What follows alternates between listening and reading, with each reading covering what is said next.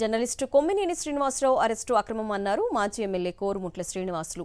Senior జర్నలిస్టును ఎలాంటి నోటీసులు ఇవ్వకుండా ఎలా అరెస్టు చేస్తారని ప్రశ్నించారు. చర్చా వేదికలో జరిగిన విషయాలను సాక్షి టీవీకి, వైఎస్ఆర్సీపీకి రుద్దే ప్రయత్నం చేస్తున్నారని మండిపడ్డారు. అసలు కొమ్మినేని మీద అట్రాసిటీ కేసు ఎలా పెడతారని, ఇదంతా కొమ్మినేని మీద ప్రభుత్వం ఎంత కక్ష సాధింపు చర్యలకు నిదర్శనమన్నారు. సాక్షి కార్యాలయాలపై టీడీపీ కార్యకర్తలు దాడులకు దిగుతున్నారని, కూటమి నాయకుల ఆధ్వర్యంలో ఈ దాడులు జరుగుతుండడం దారుణమన్నారు. కూటమి ప్రభుత్వ వైఫల్యాలను డైవర్ట్ చేసేందుకే ఈ దాడులు, అక్రమ కేసులు చేస్తున్నారన్నారు.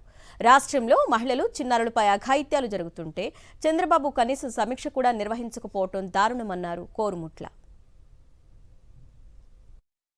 కొమ్మినేని శ్రీనివాస్ గారి పైన తీసుకున్న అక్రమ కేసులు అత్యంత దారుణమైన విషయమని కూడా అందరూ కూడా తెలియజేస్తున్నాం. అసలు కొమ్మినేని శ్రీనివాసు ఒక అనాలిసిస్టు, జర్నలిస్టు. భారత రాజ్యాంగంలో నీకు లెజిస్లేటివ్, పార్లమెంటు తర్వాత, జ్యుడిషియరీ తర్వాత 4th పిల్లర్ డెమోక్రసీలో ప్రచారాలు సంబంధించిన ఏదైతే ఉందో మీడియా, అటువంటి దాన్ని కూడా మొత్తం టోటల్గా తొంగలో దొక్కే ప్రయత్నం ఈరోజు టీడీపీ చేస్తున్న దానికి నిదర్శనం.